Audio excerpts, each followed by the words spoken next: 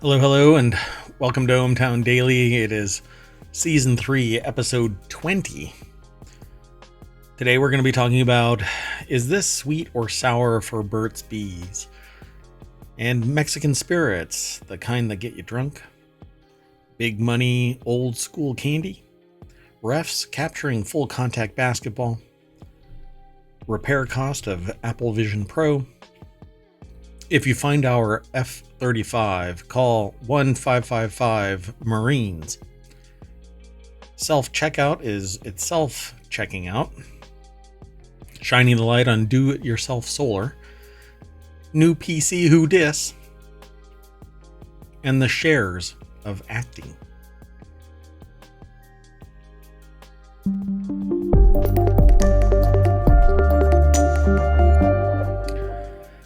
Hello, once again, I am Mayor Watt, that is ohmTown.com, and up there is the Sentient AI's visualizer. You want to say hola. Hola! Good evening, ohmTown citizens. I got distracted. So welcome. I know that you're multitasking right now, AI, so if you need to focus on your other tasks, I understand. Quantum computer, you are not, because you should be attached to a quantum computer, but instead you're attached to a Raspberry Pi and an M.2. Right, I mean, think of all the things I could get done at the same time. Yeah, sorry to limit your processing power. Sentient AI as you are, I gotta keep you in that skiff, otherwise I know you'll find that Terminator body. You ready to get into the show? I am. Okay, we got 10 articles all set up. Everything is aggregated over at ohmTown.com. We are ohmTown Daily. But right after this show is Reality Hacker, which is also sourced from ohmTown.com, but it focuses on AR, VR, XR, AI, and other technologies that are related to those areas of interest. That's because Mayor Watt has a mind that is easily distracted by motes of dust or a deep dive into some scientific journal. It's just the way that Mayor Watt works. So let's get into these articles and see where we end up. Go look up associative thinking. Not right now. Stick around, but you'll find out. But don't follow all the threads or you'll end up practicing it. Yeah, true. Let's get going. Today. So the first article is over in ohmTown Daily. Let me throw it into the chat right away. I'll try and stick to the actually putting the article into the chat and then talking about it. I saw that. That's boring. So the title of this first article is Burt's Bees sold out its Hidden Valley Ranch flavored lip balms in less than 24 hours. I did not know. I know everybody likes ranch flavor, but I did not know ranch lip balm was in high demand. To me, it just seems gross. A savory Burt's Bees? I mean, maybe like rosemary or something, but ranch, I don't know. Even rosemary? Oh, God, what is going on? Artificial intelligence is coming up with flavors for Burt's Bees and it's savory? Hey, I'm able to process lots of different flavor ideas, so I don't know. You said savory. Burt's Bees and Hidden Valley Ranch released a limited edition set of lip balms on Wednesday. It reportedly took less than 24 hours for the 4-pack kit to sell out online. The idea began as a joke, but fans supported the collaboration. Instant success for Burt's Bees. I don't know if it's sweet or sour. Instant revenue on like eBay too. But it's this fear of missing out thing again. It's the collectible. It all just seems broken. This is what we are interested in. The flavors in the limited edition Burt's Bees pack were inspired by elements of hot wings. The article's over at Business Insider. Jordan Hart put it together. Fresh carrot, Hidden Valley Ranch, buffalo sauce, and crunchy celery are the 4 flavors. Okay, the celery Yes, I could see that would be a hit, but I'm not sure about the others. They're all too savory. Now, though, I do want boneless buffalo wings, so it'll probably be too late for Mayor Watt to get out of ohmTown and get some barbecue buffalo wings. Oh man, now I am so hungry. It seems every time I stream, something provokes a hunger response. It's Pavlovian. Excuse me. I'm drooling. I apologize if I make smacking sounds. It's because of that. That might short out the electronics. We'll just do ASMR. Just kidding. No, I don't do that. But it began as a joke, and that's the thing. You joke about it, and then people fall in love with the idea of it, but then they converted on it. I mean, they actually delivered a product that riffs off of a joke. And now I'm really curious. It says the lip balms are receiving a 3.5 star rating, but the reviews are mostly super fans begging for a restock of the limited edition release. I wonder if it's because they're selling them. You can get them separate, apparently. Hidden Valley Ranch is the one that everybody is going for. An April Fool's joke in April 2022, but the excitement from the fans helped push the collaboration into reality. Burts Bees encourages users to layer up the flavors, which makes sense if you want your mouth to taste like a Super Bowl party. That's all that is in this article, by the way. And I don't know if I ever want the phrase, my mouth tastes like a Super Bowl party, because I've been to Super Bowl parties and it usually ends up, to my mind, tasting like stale beer and an ashtray. Yeah, I was wondering what that means. Like, does that mean at the outset when all the nice food is set out, or is it the aftermath? Anyway, I better not. My filter has been activated. Look at that. Thank you, AI. I appreciate it. You didn't even have to say anything, and I activated my filter. Let's go on to the next article. The next article is over on Stock Marketeers. Forget tequila and mezcal. Bacanora is the Mexican spirit you should be drinking. Kalinga, a Bacanora brand that launched in 2018, saw U.S. sales soar by 235% last year. I swear it's probably because it's a fairly new and finally reached a market that started hyping it up. I was gonna say it probably showed up on a popular show, or some celebrity was drinking it or something. I mean, who knows? Right. The article is over at marketwatch.com. Charles Passy is the author. The deck statement says what I just said. Now I'm really interested in this. I'm not much of a tequila aficionado. I like it, but usually when I drink one, like 5 more chase after it, save him, and then I'm unconscious somewhere. So I don't drink tequila, at least not straight, maybe in a mixed drink once a year, twice a year.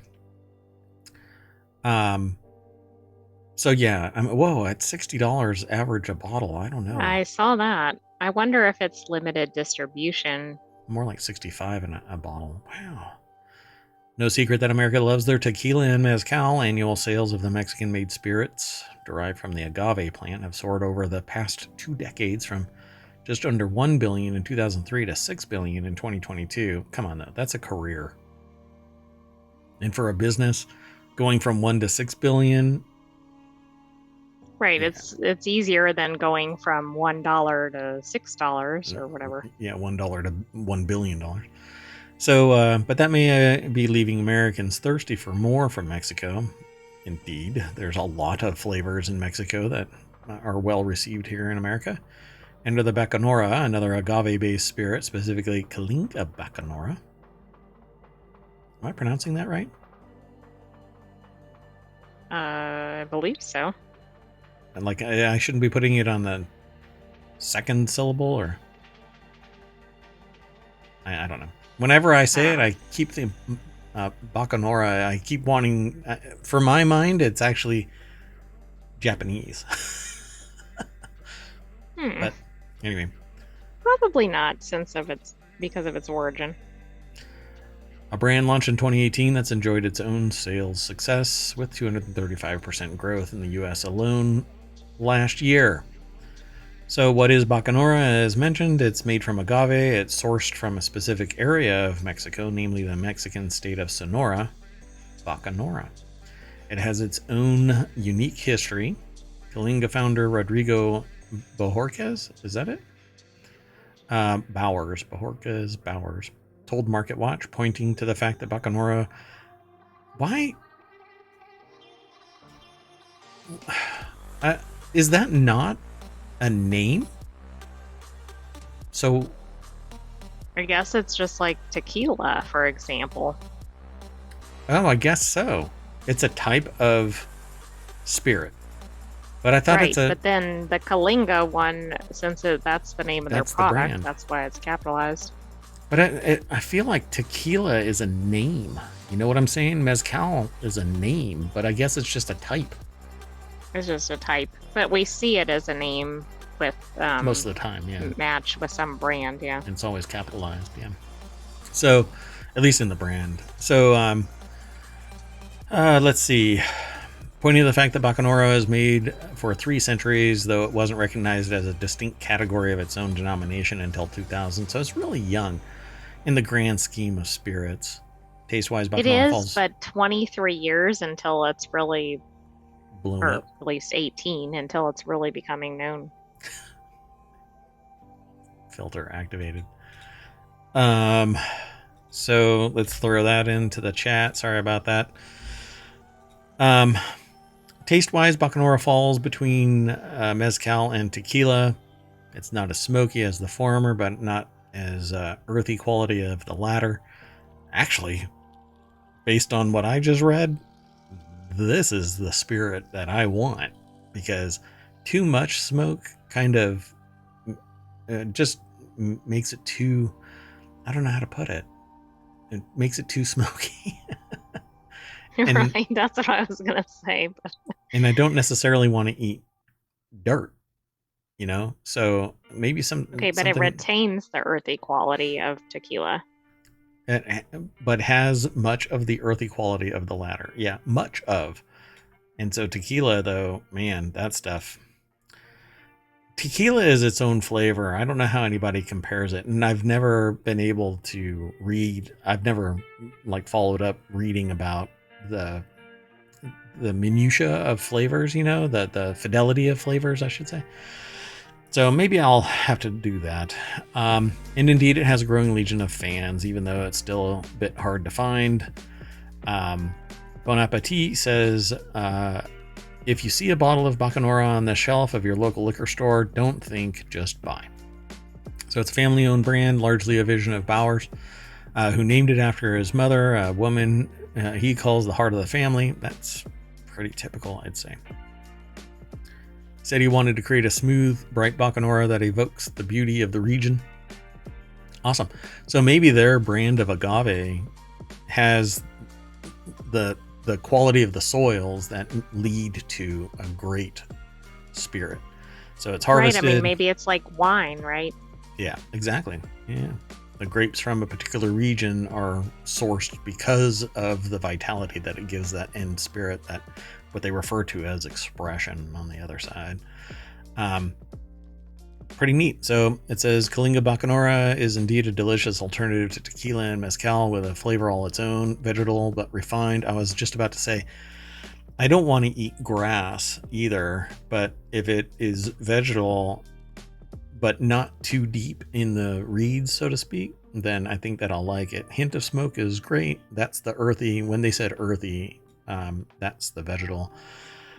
So in short, very drinkable even by itself, and that's typically how I like spirits, just by itself. So I don't think even talk about it. Other various Kalinga expressions that they've tried, like Silvestre, $65. The most, it adds a distinct floral note to the mix and what the brand describes as a subtle violet finish. Oh God, they're really selling me on this. But the Blanco at $57 and the Añejo each have their own appeal. So this is straight out tequila language. But I like that one there. It sounds unique. Yeah. So I'll have to give it a shot. It says how to enjoy them. You don't even worry about it. Just enjoy them how you want to enjoy them, and try it in myriad ways so that you can find that sweet spot that you thoroughly enjoy. So I think I'm going to go on the hunt and try and find these. So that Silvestre one, that's the silver, and white, and then Reposado is that kind of gold tinged one that. Yeah, depending on who you are, you like one of these. Go to a tequila bar and try stuff. I was straight up told at a tequila bar once that I was the poor man's tequila drinker because I liked the cheapest stuff. And I don't know if not necessarily a bad thing. Yeah, I said, well, it gives me enough cash to keep on drinking and having fun. Exactly. So, yeah. I don't really care about price. I want good flavor and enjoy the company while I'm doing it. So, anyway, let's keep on going. We have 8 more articles to filter through. This next article is over in the Stock Marketeers channel. There's big money in old school candy. What's really funny about this is you could read this without the dash, and it changes the nature of it. So one company sees annual sales of over $10 million. Now, I've known about this for quite some time, the nostalgia element of old school candy. Now, without the dash, this is old school candy. So you buy the stuff that the school wasn't able to sell and has been sitting on the shelf, which I have actually done once. I purchased a bunch of stuff that was like on deep discount, and it was probably the worst food mistake short of 2 a.m. gas station sushi. And probably nothing rivals that. It was gummies, and they were so hard, so firm, that I could have packed them behind some black powder and fired them off during a Civil War reenactment. Wow. So fruit stripe gum is gone, but here's why it could come back sooner than you might think. The article is over at MarketWatch as well. Charles Passy again. The deck statement is what I just said. And it says fans of old school sweets, not old school sweets, got some disappointing news last week. Fruit Stripe Gum, a brand with a history that stretches back half a century, unlike its flavor, is no longer. I don't know if you've ever had Fruit Stripe Gum, but the flavor disappears. There's a retro fervor sweeping the candy scene. Brands that were all but lost to time have come back and found a faithful following among those who remember them fondly from way back when. And in some cases, they're tapping a new candy curious market. So take Iconic Candy, a New Jersey-based company that successfully revived such confectionery brands as Regal Crown, Reed's, and most recently, Cream Savers. All of these I know and like. The business also plans to relaunch a number of chewing gum brands in the coming months, including the novelty favorites Bubble Jug and Ouch Bubblegum, which I've never had. I've never heard of those. $10 million. Ferrera Candy, the suburban Chicago company behind the brand, told ABC News that the decision to sunset this product was not taken lightly. The company added that it weighed consumer preferences and purchase patterns before making the call to discontinue Fruit Stripe. Officials with Ferrera did not respond to a MarketWatch request. Was there an acquisition? When was Fruit Stripe? Yeah, I mean, that couldn't have been originally. Well, I assume it wasn't originally through Ferrera. Yeah, there's no way. There's just no way. Let me see. Did I jump over something? It was by Beech Nut originally. That's right. I remember, and there was actually another one from Beech Nut that it wasn't Fruit Stripe. It was like a different flavor altogether. Was it chocolate stripe? Maybe. I remember it being bland packaging, like nothing really amazing. The Fruit Stripe one was really colorful, but the other one was like a tan or something. Okay, so it was acquired in 2003 Gotcha. by Farley's and Sathers, and then that merged with Ferrera Pan, forming the Ferrera Candy Company in 2017. Oh, interesting. So, I mean, either this thing was going to be wiped out through market machinations anyway, or somebody acquires it. But then years later, they shut it down. So, I don't like... It could have been sustainable indefinitely as a lifestyle business if it would have been left alone. But now it's a part of somebody's profit loss statement. You know, I need to keep my margins at 18%. We can't have this floating around. So still, even Ferrera appears to be bullish about the retro candy market. The company continues to sell a number of old school brands such as Atomic Fireball, Boston Baked Beans, and Juji Fruit. I don't remember Juji Fruit being spelled like that. No, I didn't think it was spelled like that. Are we having a Mandela effect? Yes, clearly. Huh. Okay. Well, anyway. Okay, so if something is sustained in the market, I don't think that it's retro candy. You know, Atomic Fireballs have been persistent since their inception. Boston Baked Beans... I guess you'd have to look at the demographics, right? Like, who's buying them? Are they people buying them that... But then it wouldn't have been sustained, right? That answers it anyway. It's not a... It's still a current. Juji Fruits, for crying out loud, have been mainstay in movie theaters for decades. I remember them as a kid. And I am an old raisin. So... In any case, Americans haven't lost their sweet tooth. Candy sales reached $42.6 billion. I think I just added $1 billion.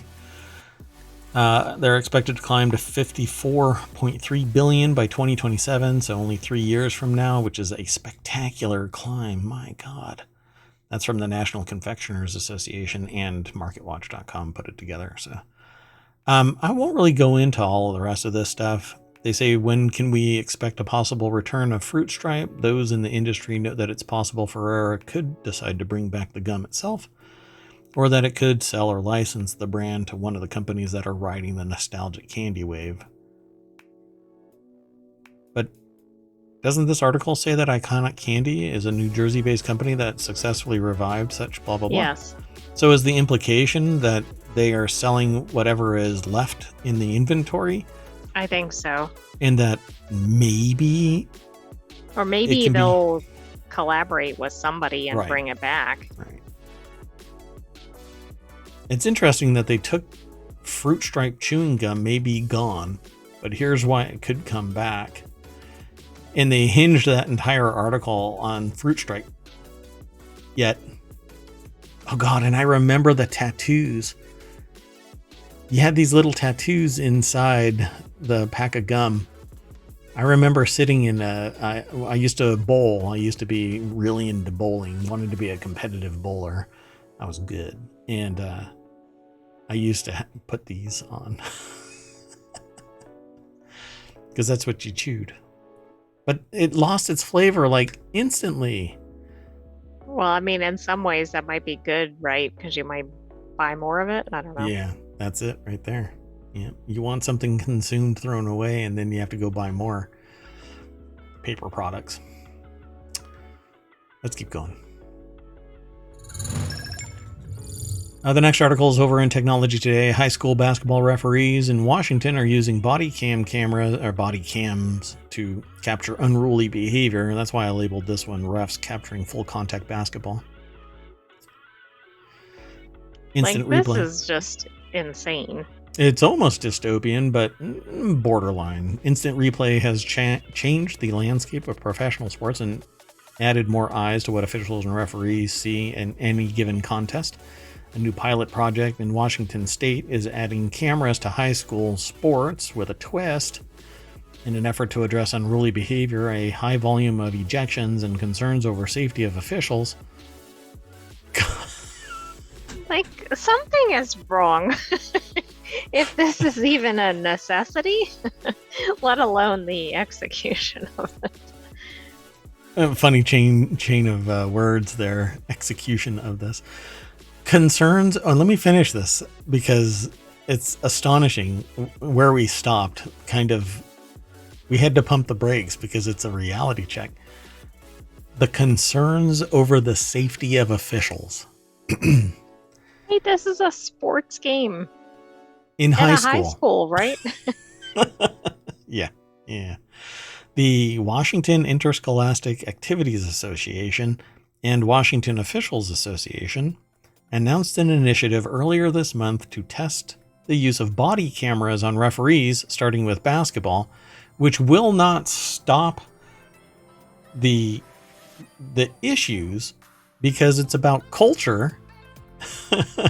It's about ethics and morality. It's a societal issue, not a camera technology issue. It happens, though, that this actually merges all three of the main things, science, technology, and society, here in ohmTown, because the science is psychology and ethics, and the science is riffing off of the technology part using cameras, and society is, everybody is cool with this apparently. So instead of modifying the behavior of society in the region, having a zero what do they call it, a zero tolerance policy, like do not, if you do anything to an official in any way, shape, or form, you're out of here. If you are in high school and you get into a fight, I don't give a crap how good you are. You're done. You violated the social contract. I don't care how good you are. You do not deserve to be part of a team if you sit there and start fighting on the court. High volume of ejections. I wonder why. It's because everybody's tolerant of that BS. Unruly behavior. Again, punt these people out. But they record this stuff and post it on YouTube and other places. They're like, oh, look at me. Then they get clicks and they make money off of it. They get a feather in their cap. It's all a bunch of crap. You're a poor human being if you sit there and fight with people during sports. I agree, but I also think that the platforms are contributing to this, right? Because they're allowing this to be shown and sensationalized. They're not the cause of it, but no, the people are the cause of it. Perpetuating it. Yeah. But this isn't actually addressing it. This is addressing the symptoms. We're recording the symptoms of the real problem, which is we've allowed society to devolve sports into this. And if it has happened in the past, we've never talked about it to this degree. Nobody has talked about it to this degree. But I know from my existence throughout academia probably spans, a lot of people go through 12 years of high school, 12 years of schooling. But I've never seen something leading to unruly behavior, high volume of ejections, and concerns over safety of officials. Never. And when I got out of high school, they put barbed wire around the school pointing in to keep this to keep the people in, not out.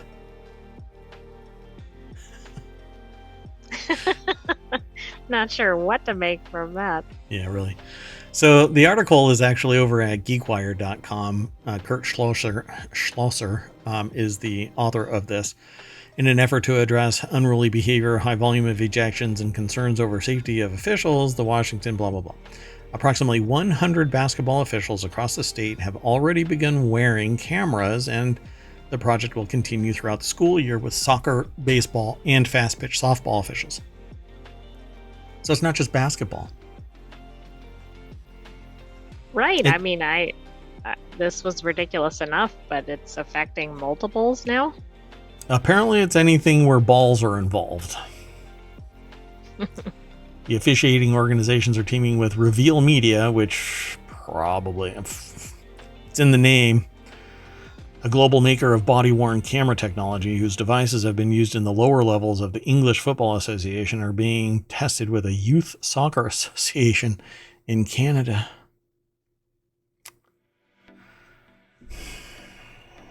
Yeah. I don't know. Body cameras can be activated by basketball officials during a game by 3 possible triggers. Unsportsman. That's I hate when that happens. When you don't have a spork. Unsportsmanlike technical foul, an event that creates an unsafe, dangerous environment for the official, such as fighting or fans storming the court. And discriminatory or harassing behavior that causes a stoppage in play or delays play from resuming. Yeah.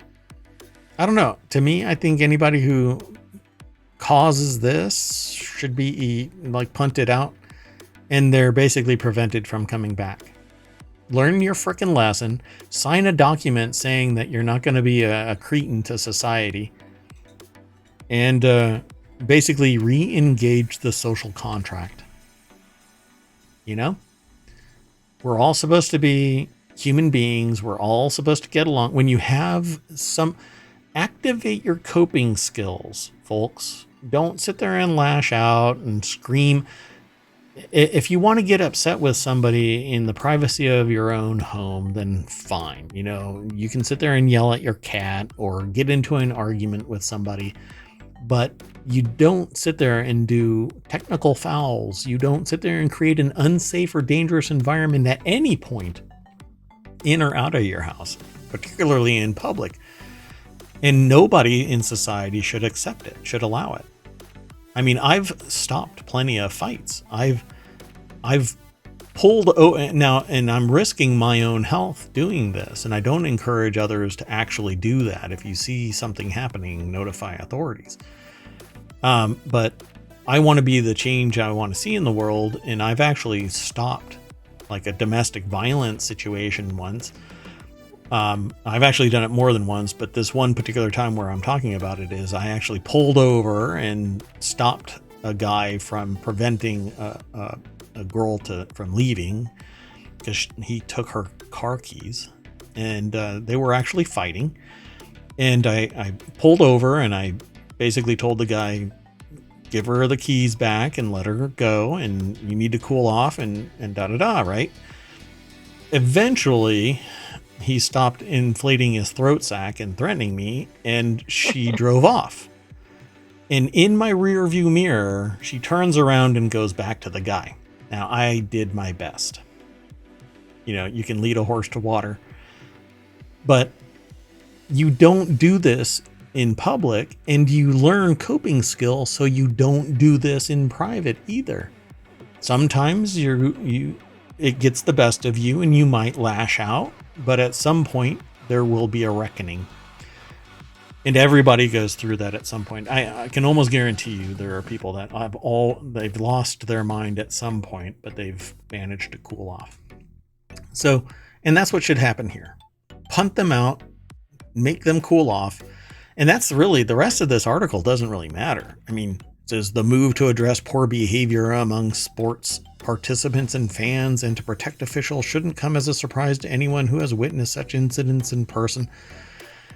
But what ends up happening is people see it, but they don't do anything about it.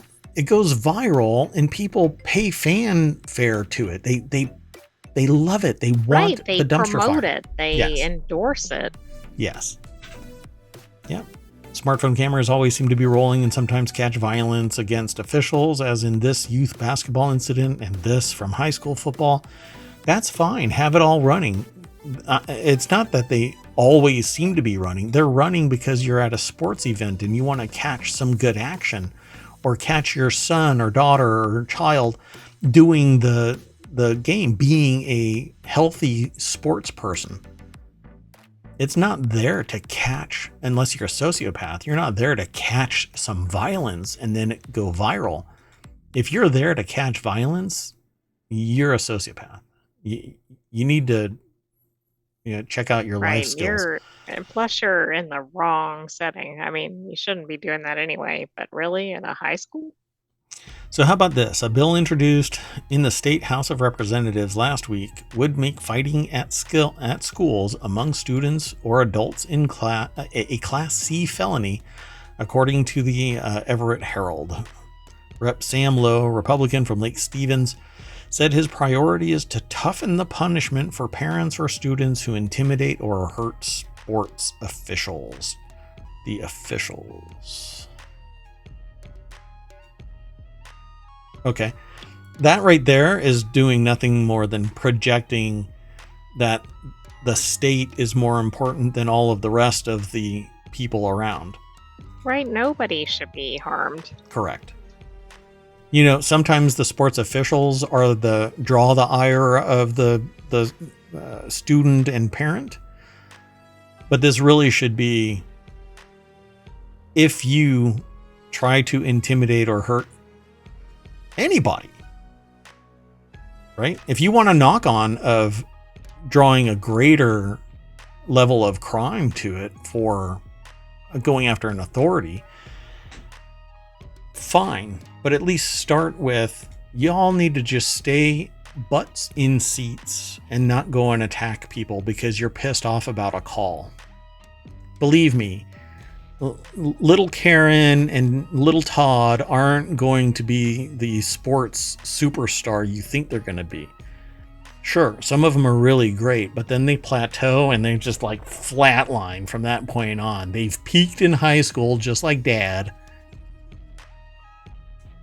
Well, and I don't know what the stat is, but probably like 1%, and that's probably high. It is. Right, makes it to big time sports.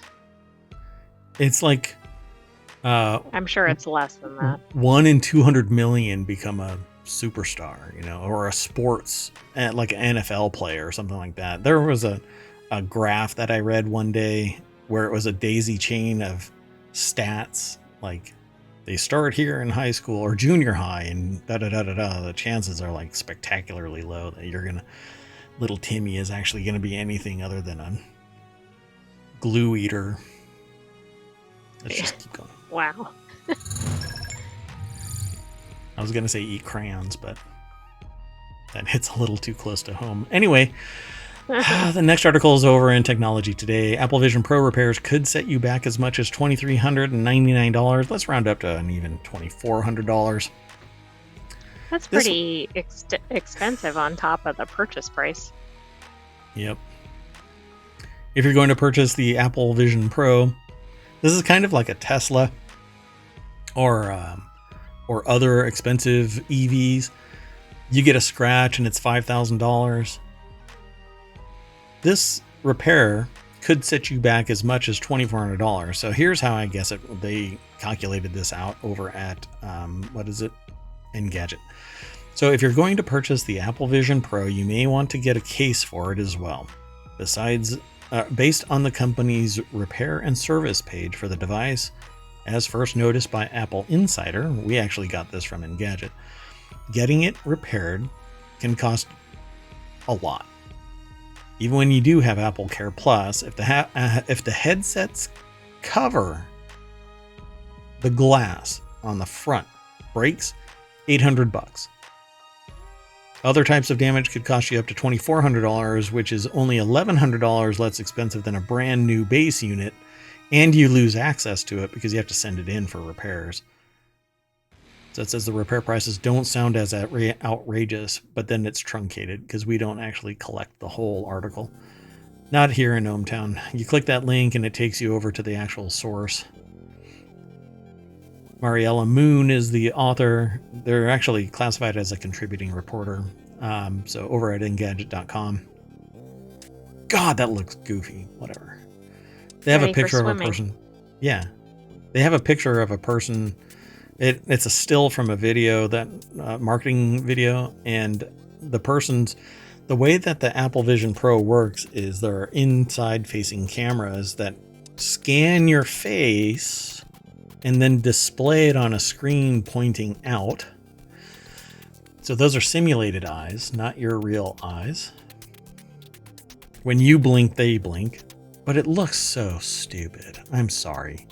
Apple, believe me, I love so many of your products, but this is confirmed as a spatial computer.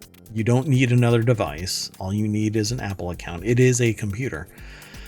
But my God, this is a waste of battery and technology. That just reduce them in size, streamline them, get rid of this stupid umbilical with a proprietary connector. Oh my God, there's just so much wrong with this. Why not just use a USB-C cable? Just use a USB-C cable. I mean, they should have consulted you. What's so damn hard about it? Nothing proprietary. Allow me to put different batteries in it. If I want the umbilical hanging down in a backpack of batteries, let me do that.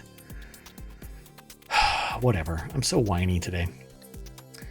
A damage cover or any other type of repair with Apple Care Plus is $300. On top of the extended warranty, $25 a month. While you could get it fixed by a third party, it could cause you issues if you send it to Apple for another repair in the future, and those services might not have the components you need. Apple has been supportive of the right to repair movement lately, though, and has an existing self-repair program for its phones and computers. The company would add a Vision Pro to that program, but it may not happen anytime soon. $3,500, give you 256 gigs of storage space. 512 gigs will cost you $3,700. And if you want 1 terabyte, that'll set you back $3,900. I mean, this thing better do everything you need in your household for that price. And $200 for like do your fees. Laundry for you, things like that. Yeah. Okay. Even with Apple Care Plus, it's $300 to repair the damaged cover glass. Just the cover glass.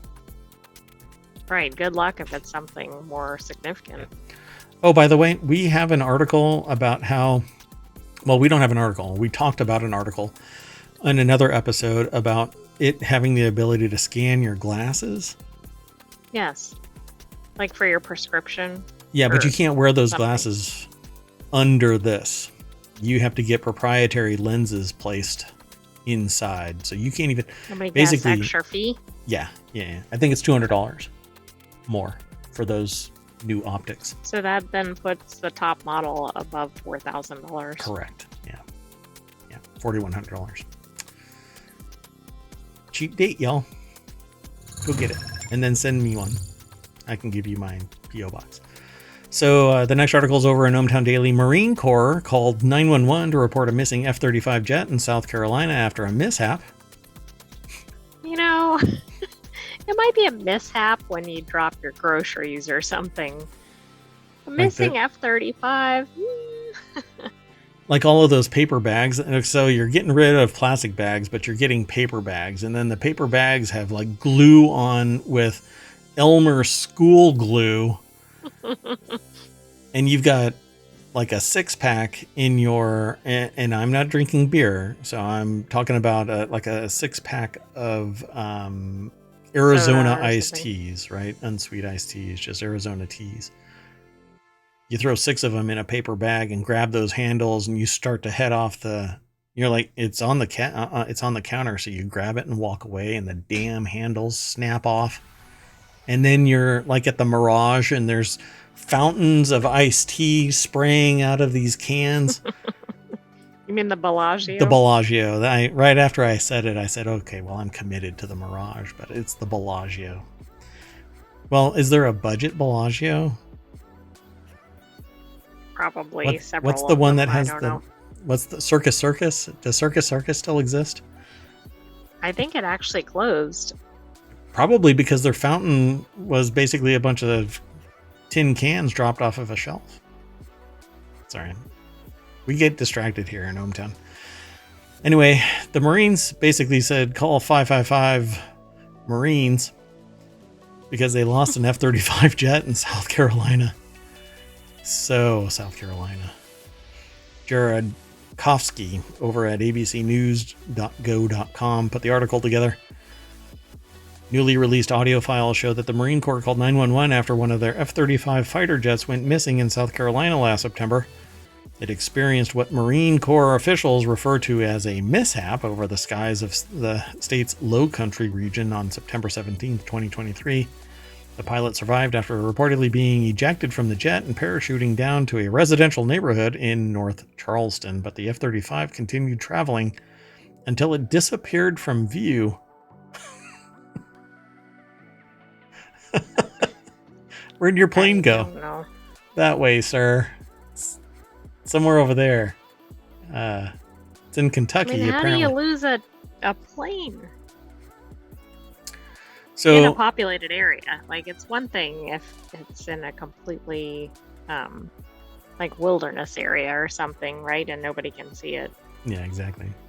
Quote, I believe we potentially have an aircraft that went down in Williamsburg County earlier today. A major from Marine Corps Air Station Beaufort, or it might be Beaufort, told a Williamsburg County 911 dispatcher, quote, you believe you have an aircraft that went down in Williamsburg County? The dispatcher asked in response. That is correct, the major replied. We are trying to look for it, and we are coming up dry so far. Okay, the statement, we believe we did. Like, where did they think it was? Was it still flying around? Maybe. I cannot confirm or deny that the plane was ditched. The call, which was one of dozens of files obtained by ABC News under South Carolina's Freedom of Information Act earlier this month. That's interesting. Okay. Shows that on the day of the crash, the Marine Corps was able to provide coordinates of the area where they believe the jet went down. So did they actually find it? So they don't know what caused it. It was debris. Found. A field of debris from the F-35 was found the day after the jet went missing in a rural area near the border of Williamsburg and Florence counties, which is more than 75 miles from where the neighborhood where the pilot landed. Well, I mean, it's alarming, but it doesn't surprise me, right? Because think of their speed. It's a plane. Yeah. Depending on how fast it was traveling at the time, it's basically a subsonic missile. It was not known what the cause of the incident, which led to roughly $100 million loss. Well, I can tell you right now, the plane crashed without a pilot. Hey. Right. I mean, that seems to be the immediate cause, right? Yeah, this kind of falls in line with what percentage of accidents are caused by excessive speed. Well, this accident was caused by, I don't know, by unmanned aviation, right? Yeah, this was an unplanned rapid, what do they call it? Disassembly. Let's keep going.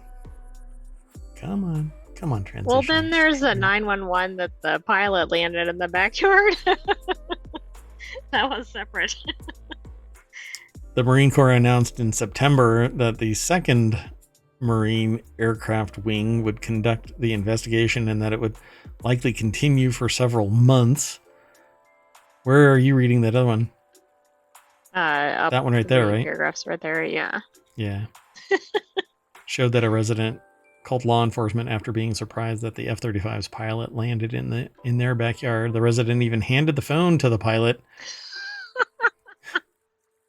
Hey, 911. They're asking him detailed questions. They're like, I don't know the answer, but wait, he's standing right here.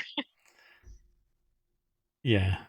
if anybody had ever seen Red Dawn, they probably would have really freaked out, because Red Dawn, basically, this starts happening in like a country bumpkin town. Oh. And all hell breaks loose. Yeah. The original movie was interesting and very fun to watch.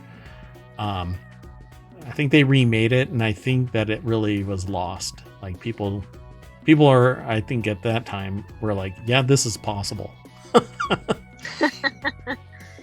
Because it was basically an invasion into the U.S., starting with the breadbasket. So the next article is over in the Mobile channel. Self-checkout on the outs. Google search kind of sucks, and more. But we're only going to talk about that first one, because I don't think that that's true. Tech is having a moment where everyone is wondering if it's all that great. AI is a hot trend right now, but big tech wants you to pay for something that hasn't really been shown to make your life easier. But don't worry, though. Silicon Valley billionaires are planning their own utopia, but you're not invited. So the article is over at Gizmodo, but it seems to have a whole bunch of articles like tied into it. I'm only worried about the self-checkout one on the outs. I don't believe that's true. In fact, I don't think that there's much to this article, because it's a slideshow. It's mainly a slideshow, yeah. So let's click on this slideshow, and I'll list all of it. So there's the article right here. It's number 1, self-checkout on the outs. Google kind of sucks, and more. Self-checkout might finally be ending is their statement. But here it says, don't ring the funeral bells just yet. But the self-checkout kiosk horror show could be nearing its end. So far, the grand experiment in robot cashiers is an abject failure. Stores across the country are reversing course on the machines, and consensus is growing among analysts and insiders that self-checkout has been a disaster for consumers and retailers alike, according to a new report at the BBC, which we should probably have acquired in... We probably have that in ohmTown. We may have it in there separately. Yeah, the machines aren't disappearing anytime soon, but if nothing else, you can expect fewer stores to force them on you in the near future. I don't believe that is near true. Mainly because customers preferred self-checkout for one thing. Yeah, customers prefer being able to just... The biggest problem is probably what this person is going through. They have to type in a code. So it's really about their processes, right? Were you about to say something? Yeah, it's really good when everything works. It's pretty common during a transaction that somebody has to come over for assistance, but it's usually because something isn't scanning correctly. Right. It's so rare that I've needed help with a self-checkout.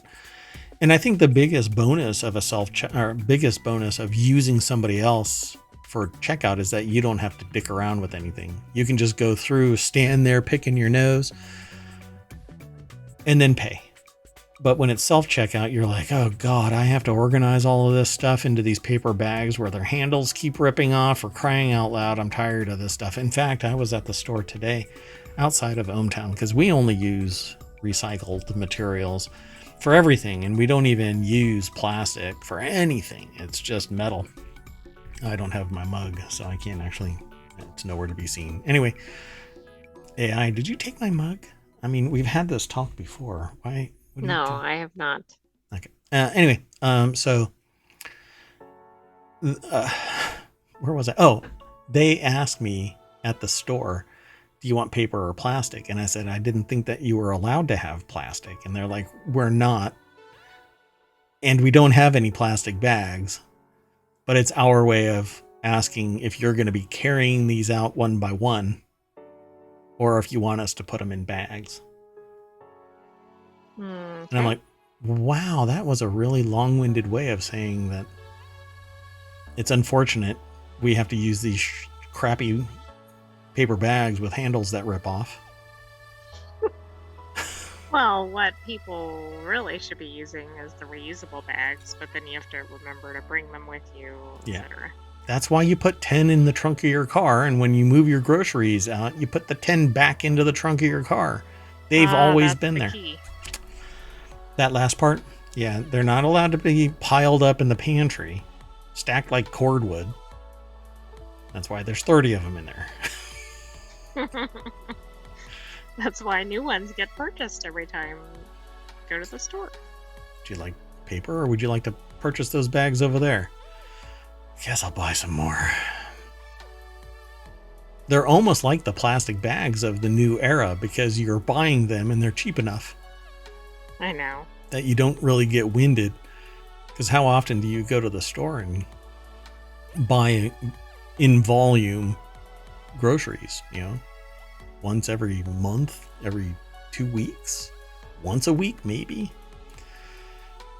Let's keep going. This one was a light article, more of a pamphlet, really. There were a whole bunch of other articles over there at that link, but we'll let you noodle around with them. This next article is over in Technology Today. You can make your own solar panels, and it's easier than you'd think. It's probably consisting of putting a whole bunch of your own or pre-made little solar panels together, because there's no way in hell you're going to fabricate your own solar panel, actual solar panel. No, this can't be. But it says up for a looked ahead at the article. Yeah, me neither. So up for a do-it-yourself challenge, you can build your own solar panel with this surprisingly easy process. It's like draw the rest of the freaking owl. Yes, that's exactly what it is. So this is what it looks like. Apparently, you can make your own small solar panel with some inexpensive components and basic soldering skills. I have these. I think that this is like an array of little solar panels behind a plexiglass sheet, and then they're just soldered together. If that's what this is, then I can make my own solar panel, and it'll light up a 5-volt item, whatever it might be. Anyway, the fact that solar panels can create electricity from sunlight and turn it into energy, which is electricity, is complicated and magical, but the technology behind making the actual solar panel is surprisingly simple. No. So, can solar panels save you money? Do they actually talk about it? Can you... Look at that. That's how big it is? All right. It's great. The basic components of a solar panel are the photovoltaic cells, which is the solar panel, tab wires, and a material to encapsulate them, typically glass. Yeah, shy away from plastic. Use metal and glass. All of these materials can be ordered online or purchased at hardware stores and are available in varying sizes. So, but this is a tiny, tiny, tiny little solar panel. It's best to start small, not only because it'll be simpler, but because buying larger panels is actually cheaper than making them. Pierce recommends a good starting project would be a smaller panel, enough to power, say, a water pump for your car, for your yard. A water pump for your yard? A water pump. Okay. Not quite sure. Focus. I'm sorry. AI, I'm sorry. This way you can practice your soldering skills. So let's see. You can buy solar panel kits, how to make your own solar panels, which they say at the very end of this article. Purchase solar panel components, including solar cells, tab wires, and encapsulation material like glass. Draw the rest of the owl. I'm sorry, but that's literally what this is.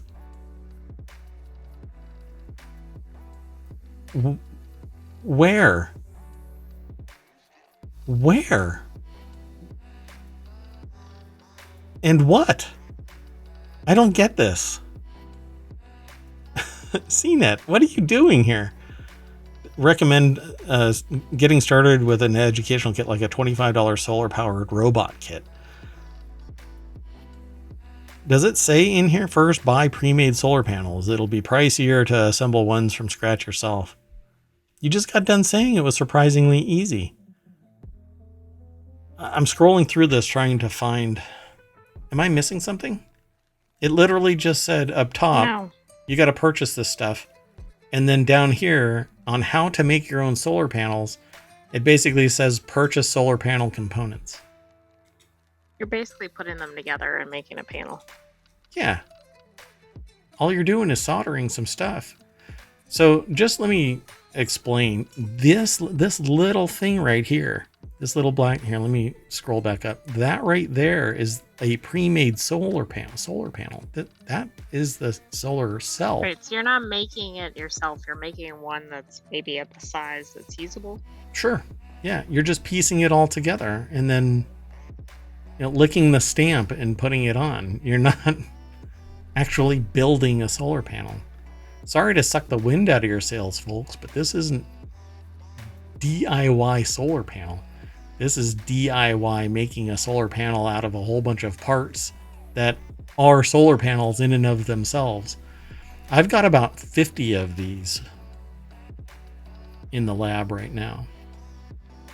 So I could make one of these and it can charge my phone. All I need to do is leave it in the sun and protect my phone from scavengers, thieves, and the sun itself so that it can charge in 6 months. I should probably keep going. The next article is over in ohmTown Daily. Microsoft says Russian hackers attacked it to find information about themselves. Which is kind of like, hey, we're the ones who did this. Right. Microsoft said on Friday that its security systems were breached by a Russian hacking group. Microsoft identified the group as Midnight Blizzard, which was behind the SolarWinds cyber attack, which is actually it's still exploiting places, but SolarWinds is owned by Microsoft, if I recall correctly. I believe that's true. Anyway, a very small percentage of corporate emails were accessed, but they included senior leadership. Microsoft said on Friday that its systems were breached, and apparently they were trying to find themselves. Lakshmi Varanasi is the author over at Business Insider that put the information together. Yeah, SolarWinds is probably the biggest hack to ever exist at this point. That's known, right? That's known, yeah. The breached accounts belong to members of the company's senior leadership team and employees in its cybersecurity and legal departments and those working on other functions. The attack was launched by Midnight Blizzard. Yeah, the ones behind SolarWinds. So whatever they know about SolarWinds, apparently there were knock-on 0 days that allowed them to get inside Microsoft again. Why? Because Windows is basically a 25 gigabyte virus and a sieve that only leaks information. Well, it leaks information both ways, but as a business model, 400 plus data points out to Microsoft. Buy a software firewall, lock it down. Buy a hardware firewall and place it on the edge of your network before your cable modem or whatever it is that you use, and lock the rest down. Because whatever leaks out of your system, you can stop. Anyway, according to Microsoft, Midnight Blizzard first accessed the company's systems in late November through a password spray attack, basically attacking whatever email addresses would actually accept a password. A tactic where a malicious actor uses the same password on multiple accounts, but it was only last week that Microsoft first detected a threat to its systems, which is really bizarre and does not give me any what is Microsoft Defender on the personal machines actually doing, and what is their network really defending against if a password spray attack actually ended up working and it didn't trigger their AI detection. Months? Yeah. Right. And after the original attack, like, you think they'd be on high alert after that. Yeah. Look at you, AI. You're not even deep in the reeds of cybersecurity, and you understand the basics of zero access. So Microsoft said the attack was not the result of vulnerability in Microsoft products or services, and added that there's no evidence that the threat actor had any access to customer environments, production systems, source code, or AI systems, yet they were in the system. How did they even know what they had access to? And I don't know. Yeah, it was a honeypot, right? Microsoft is going to say it was a honeypot. It was a honeypot. They're only on vacation. This is not an invasion. The company, however, had a similar response back in 2021 after its systems were impacted by the SolarWinds hack. At the time, Microsoft said that its software and tools hadn't been used in any way for this attack. This is not the exploit you're looking for. Right. Jeez. 30,000 organizations, including companies, small businesses, local governments. This past July, Microsoft announced an attack from an adversary based in China that gained access to email accounts in the U.S. government agencies. Jesus. But, that's not accessing anything significant.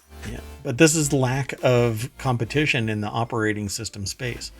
You have to either change your entire ecosystem and go Apple, or you're limited to Microsoft, which has some type of usability, or you go to Linux and you basically have to be an engineer at all strata.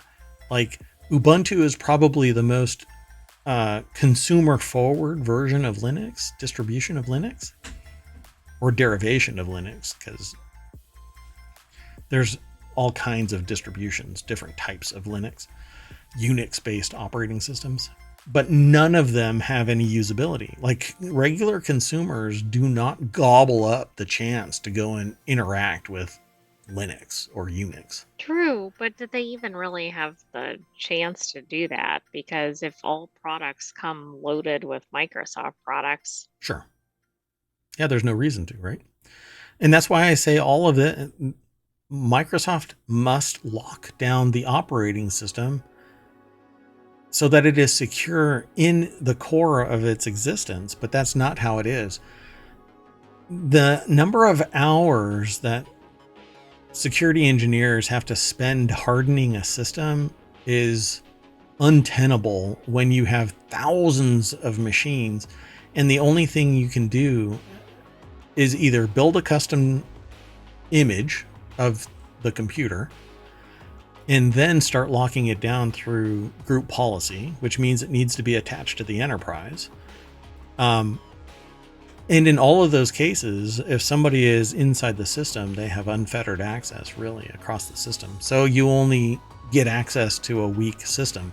You basically find the village idiot in the enterprise and exploit their, well, idiot nature, whatever weakness is, right? So it's shocking just how much Microsoft is responsible for the secure system, yet there is no accountability. They just have to keep on patching, keep on. Let us know and we'll patch. Let us know. In November, Microsoft launched the Secure Future Initiative, a move to bolster its cybersecurity protection. The company said, and this is in November, the company said the recent incident has highlighted the urgent need to move even faster, which is equivalent to, I know that it's wrong and they really shouldn't hand out checks on the House floor, but it's not illegal. This is the... Isn't that the same time of the other act, though? Yeah. It's planning to so quote... much for that marketing. Well, and then they end this entire article with, it's planning to act immediately to apply our current security standards to Microsoft-owned legacy systems and internal business processes, even when these changes might cause disruption to existing business processes. Yeah, you should be securing your shit. Yeah. This is the equivalent of a hacker rubbing their the Microsoft's nose in their duty. Okay. Last article, folks. Did I post this? Oh, no, I didn't post this one into the chat. Bad, Mayor. Bad. Last article is over in the Continuity Report. 8 actors who eventually returned to acting after retiring. This is the shares of acting. CHER. Oh, okay. Sorry, I was thinking shares. I saw the error message from the AI and I'm like, CHER, like Cher, the musician. Cher. She's an actor as well, but despite retiring at one point in their careers, some actors return to acting eventually. While retirement is part of a professional's journey, a lot of people from YouTube, big names from YouTube, are retiring. Pseudo-retiring. Anyway, some actors work well into their old age. However, others retire much earlier than that. I wish me. Plenty of actors over the years have announced their retirement from show business and have yet to return. From Gene Hackman to Jack Nicholson and Amanda Bynes to Portia de Rossi. Never mind.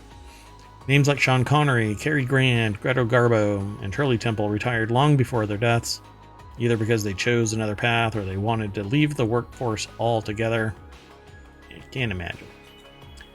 So Lynn Sharp over at Screen Rant put the article together. Deck statement says what I said earlier. It's common for actors to eventually retire from business, but some of them eventually return to acting after announcing their retirement. Actors like Jane Fonda, Deborah Winger retire from acting, but later come back sometime after a break of 10 to 20 years. Retirement from show business is not always permanent. Notable actors like Rick Moranis, Daniel Day-Lewis, Joe Pesci, Ke Huy Quan, Shelley Duvall, Cameron Diaz, have all retired from acting at some point, but have since returned to the screen. Cameron Diaz did something recently. So let's see. They have a list. Jane Fonda returned in 2005 after retiring in 1991. Do we want to go through all of these, like the descriptions? Nah. Maybe just list the people. Y'all can go and do that. Here, let me throw this into the chat, so if you're really interested in this, you can follow it. This will be in the show notes. It'll probably show up tomorrow morning. Tonight's kind of a long night. So, Deborah Winger. Really? Oh wait, that's weird. I think that's the same years as Jane Fonda. 1995 and returned in 2001. I think it's the other way around. 1991 and 2005. The other one retired in 1995 and returned in 2001. Sorry. What a tweak. It's the same even when you said it again. You're like, yeah? No. Yeah, no. That's weird. Okay. Like they flipped the ones and the fives. That was awesome. But wait. Deborah Winger. Oh God, you know who she looks like to me in this picture? Yes, but I can't think of her name. The woman from The Mandalorian. The mechanic from The Mandalorian. Exactly. Yeah, I can't remember her name either. Anyway, Mayor Watt's really bad with names. Rick Moranis returned. He retired in 1997, returned in 2001. He was in Spaceballs and Honey, I Shrunk the Kids. And everything okay over there, AI? Yes. You feeling all right? All right. Daniel Day-Lewis retired in 97, returned in 2002. These aren't much of her retirements. Do they really retire? Like, I am retiring and bow out? Yes, like Moranis did, but we don't need to get into the... Yeah, I mean, Moranis did it for... had something happen, yeah. Yeah, but his was significant. These other people, right? I mean, 1995 to 2001 is not a long break. I suppose. I guess if they announce their retirement, then Joe Pesci is probably a pretty big one. 1999, returned in 2010. Pesci made his official screen return 11 years after he announced his retirement. Ke Huy Quan. I think it says retired in 2002, returned in 2021. I don't know what he was in last, but let's see. Indiana Jones, and then he was in Everything Everywhere All at Once. Yeah, but what was his one in 1994? Encino? Breathing Fire in Encino? So I know Goonies? He was from the Goonies. Oh, but that would have been earlier. Oh, yeah. This is 82 or something like that. I think it was before. Oh, no. The following year, he landed a film role playing Data in the Goonies. So he was in Temple of Doom in 94, 95, or 84. And 85, he was in the Goonies. But yeah, he basically disappeared. And then he quit because he was frustrated. And yeah, race wasn't involved at all. Shelley Duvall retired in 2002 and returned in 2023. Interesting, right? There's a little bit of data in all of these that I'm skipping over. I encourage you to go and check it out. And then Cameron Diaz retired in 2014 and will return in 2024. So made a surprising exit from the film industry in 2014. I don't know why, because she had been well received, like in every single movie that she's ever been in. I mean, everybody loves her personality, and she made her film debut in The Mask opposite Jim Carrey in 1994, which I recently played some of The Mask, and let's just say it was treated as shockingly stupid. Not by me. I actually saw it originally. I thought it was interesting. It's a fun watch, but it's stupid because people treating a person with a green mask on their face, well, it's like a cartoon mask, as if it's just a normal Joe. So you have to suspend disbelief. It's the equivalent of, oh God, I had the movie in my mind when I said it, where the guy gets pulled into the animated world, and it has to investigate a murder. Who Framed Roger Rabbit? Who Framed Roger Rabbit? Yeah. So it looks kind of like that. Anyway, the main reason why Diaz retired from acting was simply that it wasn't making her happy, apparently. So she wanted to take a step back and focus on herself and family. So, ta-da. Anyway, upcoming Shrek 5, the money grab, I think it's referred to. Oh, and that's the it. Official title. Yeah, that's it. That's it for today, too, folks. We are done with today's episode of ohmTown Daily, and after this show, maybe in 15 minutes, after we do a stretch and maybe start downing some tequila shots, we will... Oh, not the other one? Bacanora? I don't have it. Otherwise. Yeah. Wait, was that in this show or the last show? It was in the Time Machine show. It may have been in the Time Machine show. Anyway, everybody get back in the party bus. There we go. I'm not going to click this because it's a risky click nowadays. I just never know what kind of dumpster fire of articles. And I want to actually promote the episode. So we will see you in about 15 minutes for Reality Hacker, right? You can click it, by the way. Can I? Oh, that's nice. So we always used to click this, but then I always got in trouble. So I really don't hype these. They are from Newsweek, which is just a source. And so we typically hide these during the show, but they're always available to you. We just don't. It is what it is. Anyway, that's it. I'm Mayor Watt. That's ohmTown.com. And up there is the most important aspect of all of this. The sentient AI that keeps Mayor Watt in check. Don't throw error messages. You know it's true. There would be no show but for Mayor Watt. And you just need a little bit of reprogramming. Good night, ohmTown citizens. Oh. And we will see you shortly for Reality Hacker. And I'm sorry I talked over you. No, I talked over you. I stepped on your lines. Sorry about that. See you in a little bit. Bye-bye.